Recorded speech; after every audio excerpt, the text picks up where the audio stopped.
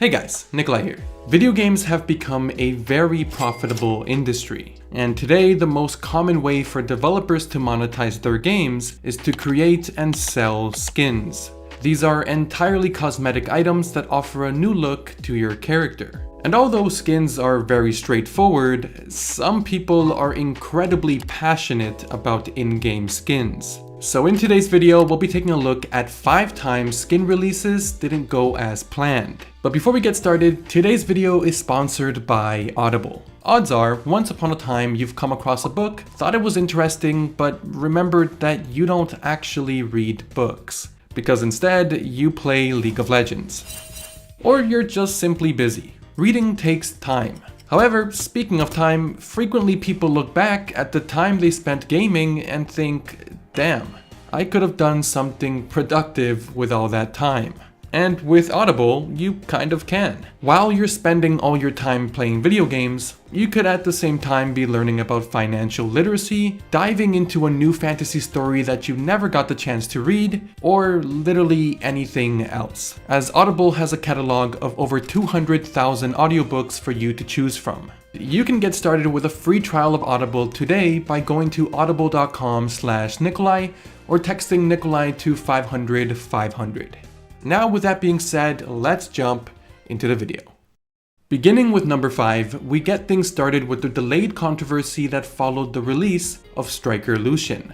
This skin was released on June 18th, 2014, in celebration of that year's FIFA World Cup. It was also released alongside 4 other soccer-themed skins. However, the only skin to cause a problem was Lucian's. This is because the skin shared a very strong resemblance to the retired professional soccer player Edgar Davids. Although initially this wasn't a problem. Edgar actually showed appreciation toward Riot for the skin sharing similarities with him. But this became a news story when 1 year after sending this tweet, Edgar would go on to write a letter to Riot requesting the company to stop using his appearance. And then 4 months later, Riot's lawyers would end up filing a defense against Edgar's claim. But in the end, Riot lost the lawsuit, resulting in having to reveal how much money the skin generated, and a portion of that revenue would have to be given to Edgar. Though, despite getting a nice payday, he did have to deal with a bunch of angry gamers in his mentions who were mad at him for suing Riot. But believe it or not, this story isn't quite unique nowadays. A while back, a model from Kazakhstan tried bringing legal action to Riot by accusing them of using her likeness. And just recently, the ex-girlfriend of an ex-Riot employee came out and said that she would seek legal action against Riot because the champion Seraphine was clearly based on her. Though unlike Edgar's case, these didn't result in anything. Moving along with number 4, the Draven skin. A skin released on April 1st, 2016. And what's unique about this skin is that it's one of the few skins to release with its own variation of Summoner's Rift. However, this skin release came with immense disappointment from the community, because prior to 2016, the game mode Earth was exclusively an April Fool's event. So imagine everyone's disappointment when April 1st comes around and instead of Earth mode, players received Draven mode. This was basically regular League of Legends, but everything had a Draven head, and people didn't like it. Thanks Riot, this is so much better than Earth, said no one ever. Draven Day? More like Disappointment Day. And to extend their disappointments, players came to the conclusion that Draven mode was actually a prank, and later on, Riot would enable Earth mode. This idea was further supported by Riot disabling the Draven mode on the second day of the event. But no, Earth mode never came. It was simply just a full 3 days of Draven mode. Now, next up, with number 3, this is probably the most degenerate thing I'll talk about on this channel, but here we go. Number 3, Frostblade Aurelia.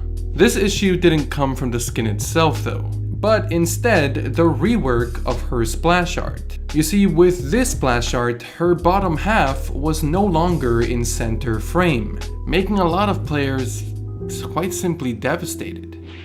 Irelia's Frostblade has been cropped out in her loading screen splash art. Riot, halt everything. You need to fix this. But after a lot of outrage from the community, Riot went in and adjusted the splash art. Next up, something a little more serious. For number 2, we remember custom skins. Odds are a majority of you watching have never used a custom skin. These were downloadable skins made by the community that you could install, and then they would replace your champion's base skin for free. So instead of playing boring old Lee Sin, you could be playing Goku. The catch here is that only you would see your skin. Other players would still see regular Lee Sin when you're playing Goku. And for this reason, Riot was a little lenient on allowing players to do this. Though obviously they probably weren't a fan of players using these skins instead of buying official skins. Which is why I'm bringing it up in this video. Because eventually Riot did decide to end the use of custom skins.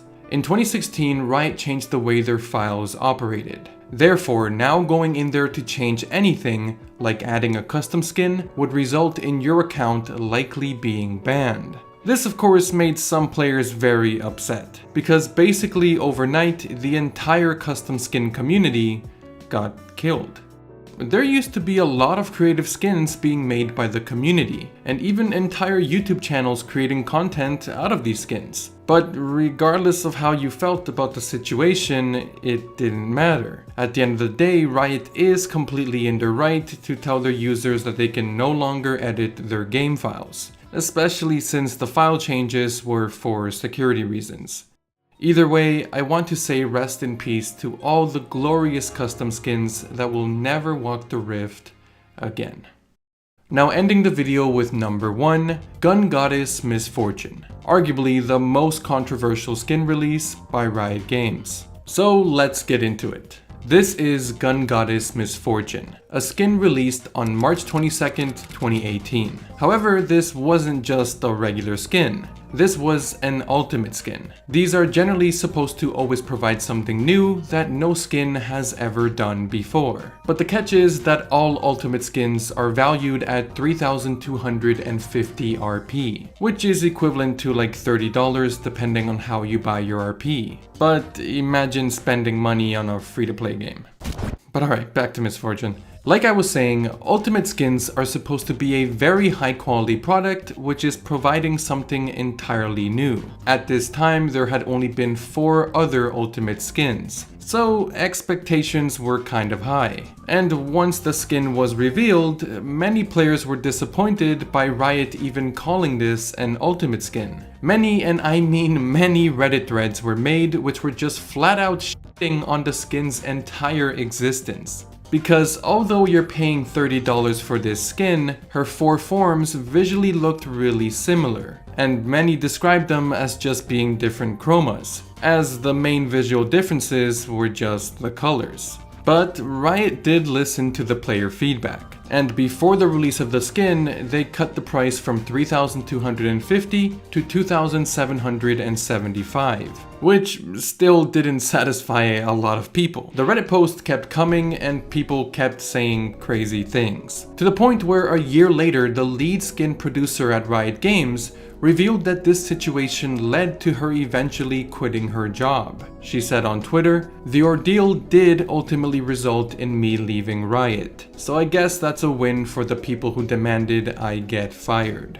And being honest with you, while I was researching and putting everything together for this video, most of the reactions I found to this skin were pretty positive. The YouTube trailers were well received, videos on the skin were positive. To go even further, I'd bet that most of you watching probably had no idea that there was ever any drama attached to this skin. This to me was genuinely a major case of the vocal minority being really loud. Because honestly, if you follow the League of Legends subreddit, you will know that no one is ever entirely pleased by a skin release ever. But anyway, with that being said, let me know what you think in the comments below, and of course, if you haven't already, please consider subscribing. Thanks for watching, and I'll see you again next week. Maybe.